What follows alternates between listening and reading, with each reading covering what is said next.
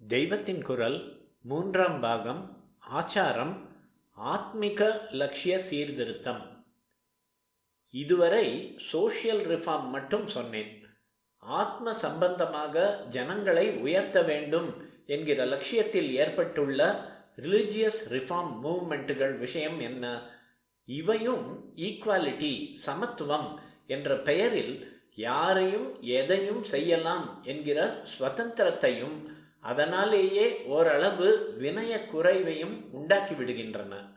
ஆர்த்தோடாக்சி, superstition என்று ஏதாவது பெயரை சொல்லி ட்ரெடிஷனை பிரேக் பண்ணலாம் என்று இந்த தலைவர்கள் சொல்வது எதையுமே பிரேக் பண்ணும் துணிச்சலை ஃபாலோயர்களுக்கு கொடுத்து விடுகிறது. அந்தந்த மூவ்மெண்ட்டுக்கு என்று புதிதாக பண்ணியிருக்கிற ஒழுங்கு விதிகளையும் புதிதாக ஏற்படுத்தி இருக்கிற சடங்குகளையும் ஆர்கனைஸ்டாக சில இடங்களில் அதன் ஃபாலோயர்கள் நன்றாகவே அனுசரித்து வருகிறார்கள் என்பது உண்மைதான். ஆனாலும் கூட இப்படி ஒரு காலனியாக இல்லாமல் தனித்தனியாக இருக்கப்பட்டவர்கள் அந்த புது ஒழுங்கிலும் வராமல் வீணாகத்தான் போகிறார்கள்.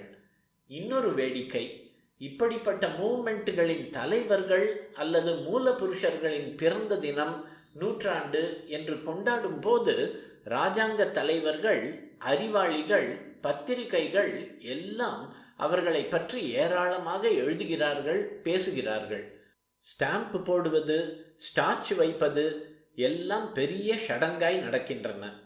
ஆனாலும் இந்த இயக்கங்களுக்கே டெடிகேட் பண்ணி கொண்ட மெம்பர்கள் எவ்வளவு பேர் இருக்கிறார்கள்?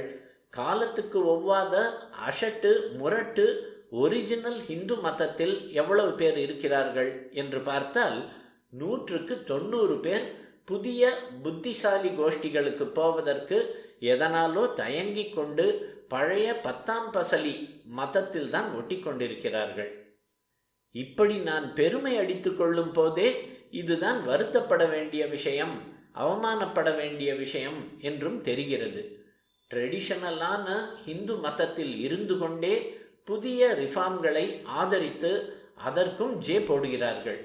இதில் இருந்து கொண்டேதான் ரிஃபார்ம்காரர்களையும் ஸ்தோத்திரம் பண்ணுகிறார்கள் என்றால் என்ன அர்த்தம்? இப்படி இருக்கவும் மனப்பூர்வமான பிடிமானம் இல்லை, அப்படி போகவும் தைரியம் இல்லை, மொத்தத்தில் ஒருவித கன்விக்ஷனும் இல்லை என்றுதானே ஆகிறது.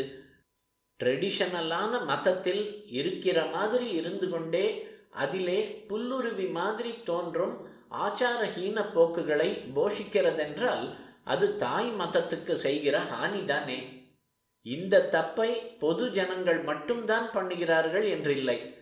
மகான், தெய்வாம்சமே இருக்கிறவர் என்று நினைத்து கொண்டு ஜனங்கள் போகிற நவீன கால மத தலைவர்கள், லீடர்கள் சிலரும் தெரிந்தோ தெரியாமலோ இதற்கு காரணமாயிருக்கிறார்கள்.